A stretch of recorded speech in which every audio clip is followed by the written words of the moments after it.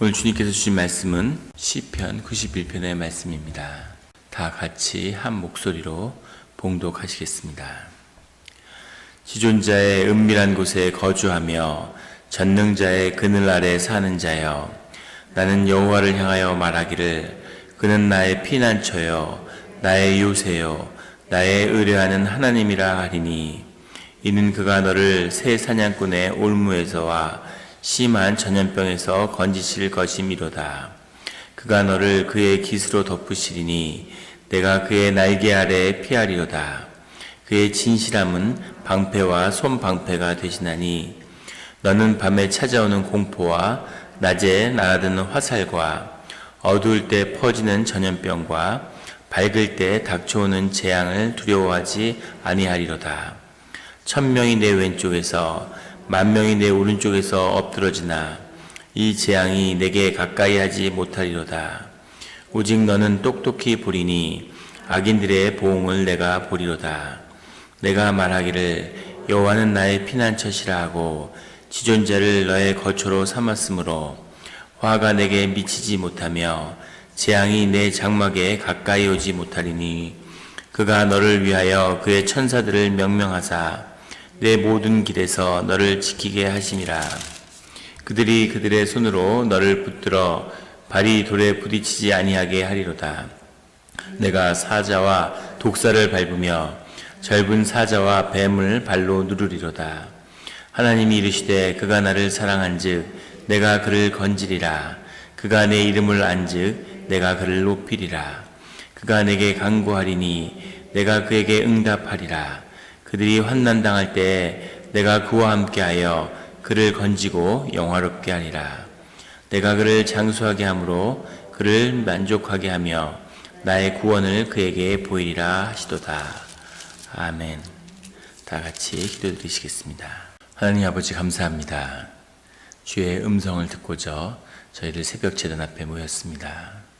우리 마음의 기도와 우리 마음의 묵상이 주님께 연락되기로 합니다. 감사드리며 예수 그리스도의 이름으로 기도드렸습니다. 아멘. 오늘 시편 91편의 말씀은 이렇게 시작하고 있습니다. 지존자의 은밀한 곳에 거주하며 전능자의 그늘 아래 사는 자여. 지존자라고 하는 것은 가장 높은 자, 가장 권능, 능력의 자리에 있는 주님을 지칭하는 말이죠. 지존자의 은밀한 곳, 은밀한 곳이라고 하는 것은 우리 주님이 머무시는 곳, 사람들이 접근할 수 없는 곳이지만 주님의 임재가 있는 지성소를 의미한다고 할 수 있겠습니다. 지존자의 그런 은밀한 하나님의 성전에 거주하는 자, 주님께 예배드리는 자고 주님께 기도하는 자겠죠. 그런 사람들은 전능자의 그늘 아래 사는 자라는 겁니다. 하나님의 능력 가운데, 하나님의 보호하심 가운데 머물고 있는 사람이라는 거죠. 그런 사람, 이 시편의 기자인 이 고백을 드리는 시편의 기자는 나는 여호와를 향하여 말하기를 고백하기를 그는 나의 피난처요 나의 요새요 나의 의뢰하는 하나님이라. 하나님께 어려움이 있을 때 피하는 그런 피난처가 되시고, 또 나를 지키는 그런 요새가 되시고, 그리고 나의 기도와 간구를 들어주시는 능력의 하나님이 주님이고 지존자고 만군의 여호와 하나님이라고 하는 고백입니다. 늘 이런 하나님이 우리를 함께하는 그런 은혜가 끊이지 않는 성도님들이 되시기를 예수 그리스도의 이름으로 축원합니다. 이는 그가 3절에 너를 새 사냥꾼의 올무에서와 심한 전염병에서 건지실 것이미로다. 우리 자신을 새끼 새로, 그리고 하나님을 어미 새로, 그래서 사냥꾼의 올무, 늘 우리를 함정에 빠뜨리려고 하는 올무가 있는데 그 올무에서 주님이 우리를 지켜주신다는 거죠. 그리고 심한 전염병에서 역시 건지실 것임이라 라고 그렇게 고백하고 있습니다. 4절에 그가 너를 그의 깃으로 덮으시리니 내가 그의 날개 아래 피하리로다. 그의 진실함은 방패와 손방패가 되시나니. 그의 진실함이라고 하는 이 말씀은 주님 우리에게 하신 언약, 약속을 주님이 꼭 지키시는 주님의 신실함을 의미하시는 거죠. 주님이 우리에게 주신 말씀을 우리가 취하는 겁니다. 오늘 91장에도 마지막 주님의 말씀이 우리에게 임하죠. 그것은 이 시편 기자에게 임한 것이지만 동시에 성경의 말씀을 통해서 우리가 기도하고 묵상하는 가운데 우리가 취하는 주님의 말씀입니다. 믿음으로 이 말씀을 붙들고 그리고 이것을 주님께 다시 기억하도록 이렇게 말씀드리는 거죠. 주님이 하신 약속을 기억하시고 주님 그 약속을 지켜주십시오 라고 고백하는 겁니다. 주님의 진실함이 방패와 손방패가 되시나니, 방패라는 것은 이제 그 사각으로 만든 방패, 이 소가죽으로 만들어서 이렇게 물을 적시고 전쟁에는 불화살을 쏘니까 이 대형을 보호하는 그것이 이제 방패라고 한다면, 손방패라는 것은 원형이 돼서 활을 쏜다든가 창을 쓴다든가 그럴 때 한쪽 팔에 달고 있는 그런 동그란 방패였다고 그러죠. 이 방패의 종류를 나열한 것은 어떤 도전과 어떤 고난과 공격에도 주님이 우리를 지켜주신다는 겁니다. 5절에 너는 밤에 찾아오는 공포와 낮에 날아드는 화살과, 밤에 찾아오는 공포는 알 수 없는 우리를 둘러싸고 있는 미지의 세계지만 적대적이고 우리의 어려운 시절을 상징하는 것이기도 하죠. 밤은. 낮에 날아드는 화살, 여기 날아드는 화살이라고 그렇게 번역을 했는데 낮에 그 장렬하는 햇빛으로 이해할 수도 있겠습니다. 낮이 주는 어려움이 있다는 거죠. 낮은 흔히 주님이 함께 하시는 좋은 때를 의미할 수도 있는데 밤과 낮을 가리지 않고 고난과 어려움이 닥쳐오고 있다는 거죠. 그래서 밤에 찾아오는 공포도 있고 낮에 그 장렬하는 그 햇빛으로 인해 우리가 상함을 받을 수 있다는 겁니다.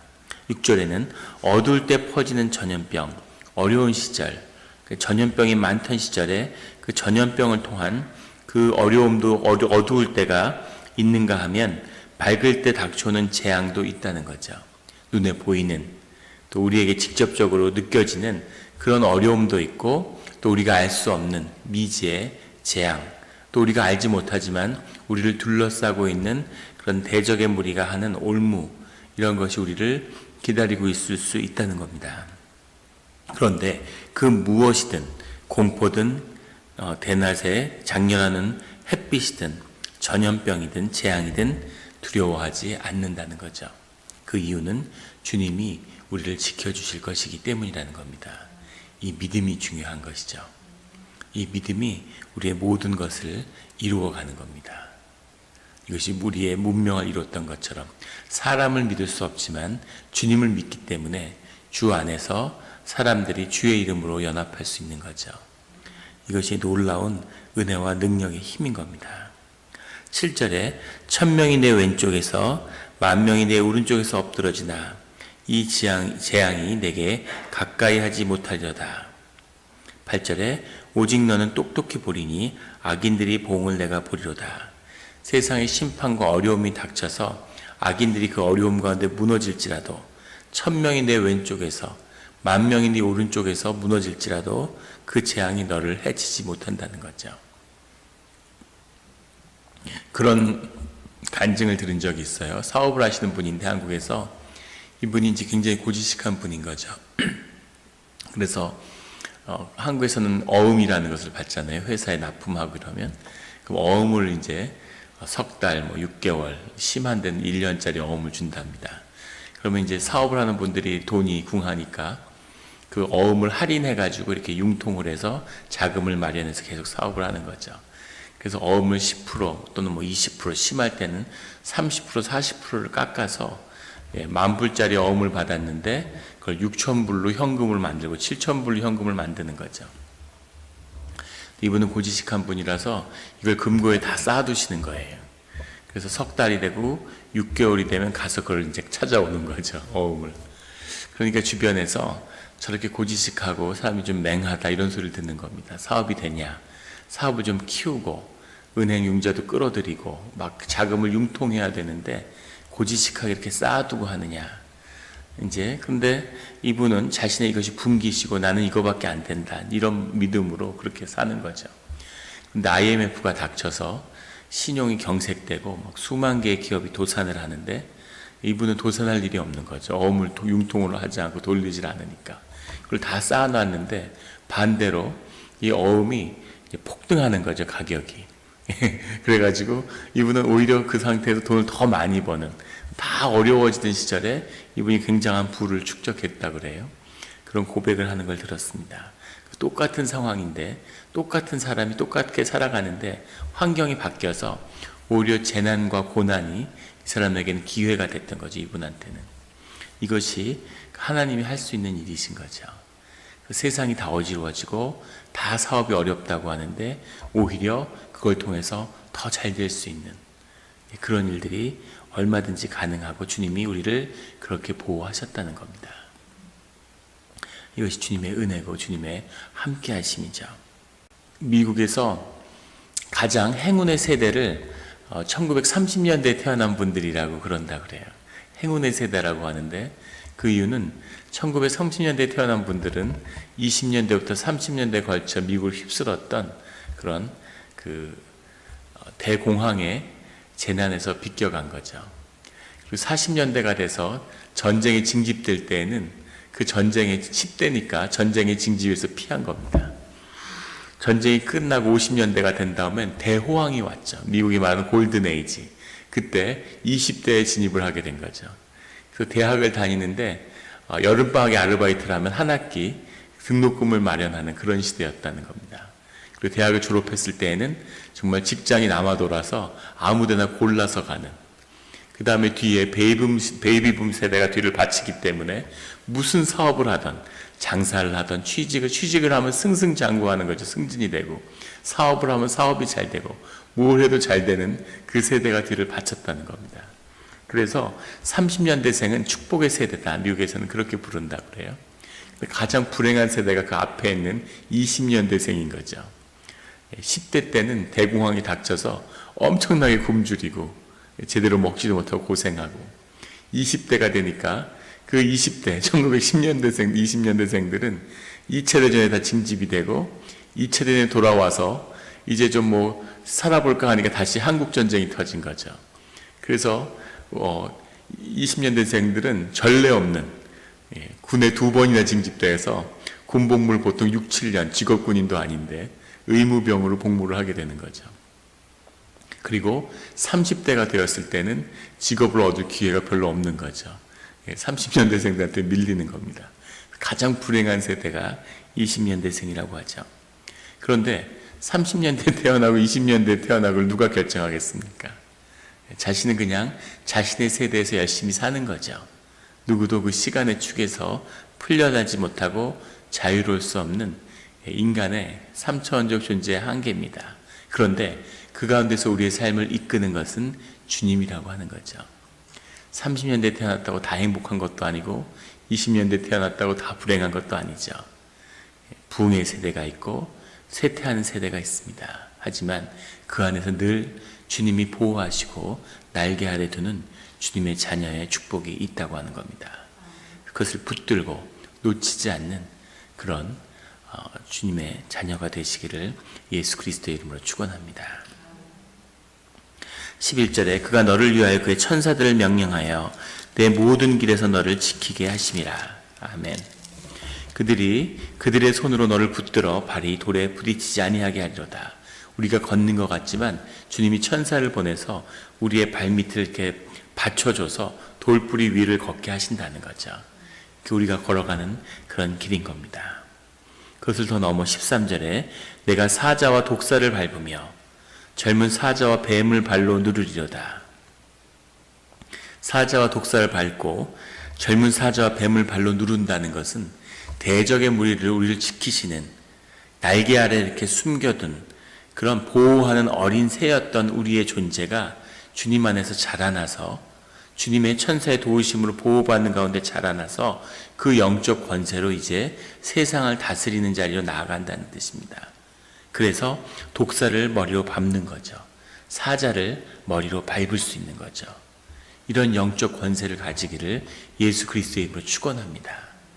세상에 눌리고 세상에서 보호받고 먹고 살 수 있게 도와주시고 해고당하지 않도록 지켜주시고 이렇게 살았는데 그 기도하는 가운데 영이 자라나다 보니까 이제는 사자의 머리를 밟고 뱀의 독사의 머리를 밟는 그런 권세가 영적 권세가 나타난다는 거죠.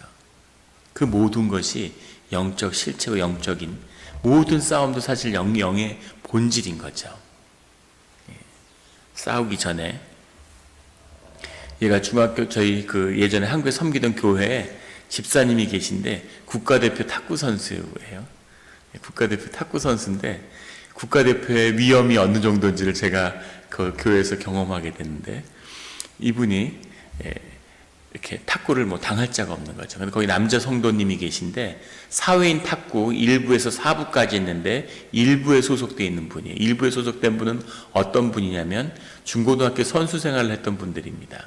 그런데 이제 본격적인 선수로 나가지 못하고 직장 생활을 하는 분들이죠. 거의 선수와 진배 없어요. 거기는 남자 선수잖아요. 탁구를 교회에서 제일 잘 치는 분인데 그분이 이 집사님이 여자분인데 배가 이렇게 나와서 마지막 산딸이 된 겁니다. 그러니까 탁구 시합을 제안했어요. 한번 이기려고. 그래서 남녀 성대결이 펼쳐진 겁니다. 여기는 사회인 일부에 아주 남자 선수 매일 탁구 치는 분이 이분은 전직 국가대표였지만 임산부고 배가 이렇게 나오셨어요. 한 손으로 배를 이렇게 안고 치시는 거예요, 앞에서. 근데 못 당하더라고요. 그 남자분이, 남자 집사님이. 국가대표가 이런 거구나. 근데 이분이 이렇게 탁구를 잘 쳤는데 이런 고백을 하세요. 자신이 막 전국을 이렇게 제패하고 이렇게 잘하는데 그때 현정화라고 올림픽 금메달을 딴 고등학교 때 현정화를 처음 봤답니다. 근데 그 대회에서 현정화를 봤는데 보는 순간 내 시대가 끝났구나 하는 걸 알았다는 거예요. 딱 봤는데 맥이 풀리면서 안 되는구나, 끝났구나 하는 걸 알았대요. 근데 신기한 건 현정화 씨가 집사님이 지금 국가대표 코치잖아요. 근데 그분이 어디 매체에서 인터뷰를 하는데 자기가 금메달 따고 세계 선수권대회에서 우승을 하고 이렇게 날릴 때 중국의 덩젠하를 만났답니다. 덩젠하우 전진석공형이라는 말을 창출해낸 탁구 역사상 가장 최고의 선수라고 불리는 덩젠하를 국제대회에서 처음 만났는데 보는 순간 무릎에 힘이 풀리더래. 걷는 게 힘들 정도로 맥이 풀리고 무릎에 힘이 없더라는 거죠. 기에서 완전히 진 거죠. 해보다 만한 거죠. 이미 싸우기 전에 진 거죠. 그게 다 사실은 영의 움직임인 거죠. 모든 것은 에너지의 파동이잖아요. 모든 존재는 결국은 다 에너지의 파동입니다. 그 파동을 묶어주고 있는 것이 신의 섭리죠. 그런데 주님이 그 파동을 키우시는 거죠. 그 진동을, 그 진폭을 키우시는 거죠. 그래서 세상이 흔들리는 겁니다. 바울이 두란노 서원에서 12명 데리고 2년 동안 열심히 성경 공부를 하니까 세상이 뒤집어진 거예요. 그 12명이 뭘 했길래? 두란노에서 무슨 일이 벌어졌길래? 그냥 모여서 같이 밥 먹고 성경 공부하고 찬송 부르고 그것을 꾸준히 열심히 했는데 세상이 뒤집혀 버리는 거죠. 이것이 영의 세계고 영의 섭리인 겁니다. 골방에서 열방을 다스리는 비밀이 그곳에 있는 것이죠. 그것이 믿음이고 그것이 영의 세계고 그것이 하나님의 섭리인 거죠. 하나님이 그 일을 주의 자녀들을 통해서 이루신다는 겁니다. 믿음으로 붙잡고 그 일을 성취하는 성도님들이 되시기를 예수 그리스도의 이름으로 축원합니다. 사자와 독사를 밟으며 젊은 사자를 뱀을 발로 누르는 그 권세가 함께하기를 주님의 이름으로 축원합니다. 14절에 하나님이 이르시되 그가 나를 사랑한즉 내가 그를 건지리라. 믿음이라는 것, 믿음의 비밀은 결국 사랑이죠. 주님을 사랑하기 때문에 믿는 겁니다. 내 존재보다 더 귀한 나를 경험하는 거죠. 자식을 믿잖아요. 자식이 무슨 실수를 하고 어떻게 넘어져도 자식을 믿죠. 믿을만 해서 믿는 게 아니라 사랑하기 때문에 믿는 거죠. 사랑이 곧 믿음이라는 것, 사랑이 곧 능력이라는 것을 경험하는 거죠. 우리가 하나님을 사랑하기 때문에 하나님이 우리를 건지신다는 거죠. 그런데 사랑에서 더 나아가서 그가 내 이름을 안즉 내가 그를 높이리라. 주님의 이름을 아는 자, 주님의 섭리를 아는 자, 주님의 임재와 그리스도의 그런 역사를 아는 자를 주님이 높이신다는 거죠. 15절에 그가 내게 간구하리니 내가 그에게 응답하리라. 그들이 환난 당할 때 내가 그와 함께하여 그를 건지고 영화롭게 하리라. 환난이 닥치는데 건져주실 뿐 아니라 그 환난을 통해서 우리의 삶을 영화롭게 하신다는 거죠. 16절에 내가 그를 장수하게 함으로 그를 만족하게 하며 나의 구원을 그에게 보이라 하시도다. 우리의 삶 가운데 살아서 주님의 은혜와 주님의 구원을 우리의 살아서 삶 가운데 이룬다는 거죠. 죽어서 천국 가는 건 기독교의 구원이 아닙니다. 그것은 세상의 속임이고 그것은 대적의 무리의 괴계예요. 그것이 종교에 들어와서 종교를 통해서 이 기독교의 신앙을 타락시키는 거죠. 살아서 축복을 누리는 것, 살아서 주님의 은혜를 경험하는 것, 짧은 시간에 이 육신이 묶여 있지만 그것에서 벗어난 영혼을 경험하는 것, 이것이 구원입니다. 그 구원을 놓치지 않는, 오늘 주님이 귀한 말씀을 우리에게 주시는데 이 말씀을 붙들고 믿음으로 취해서 이 말씀으로 주님께 깊이 들어가는 그런 성도님들이 되시기를 예수 그리스도의 이름으로 축원합니다. 기도드리시겠습니다. 하나님 아버지 감사합니다. 귀한 말씀을 주시니 감사합니다. 말씀을 땅에 떨어뜨리지 않고 이 말씀을 믿고 우리가 이 말씀을 취해서 주님의 길을 가는데 늘 천사의 보호하심이 끊이지 않는 우리가 되게 하여 주시옵소서. 주님, 우리가 비록 약하고 연약해서 지금은 주님의 날개 아래서 대적의 무리에 올가미에서 그 피하는 일을 내 주님께 감사를 드리지만 우리가 장성한 분량으로 우리의 믿음이 자라날 때에는 정말 독사의 머리를 밟는 그런 권세 있는 능력 있는 삶을 살아가게 될 것을 믿습니다. 우리 삶 가운데 장수하게 하시고 그 삶을 통해서 자녀가 축복받고 주님이 승리하며 환난 가운데 주님이 우리의 삶을 영화롭게 하는 그 은혜를 하나도 놓치지 않고 다 누리게 하여 주시옵소서. 감사드리며 예수 그리스도의 이름으로 기도드렸습니다. 아멘.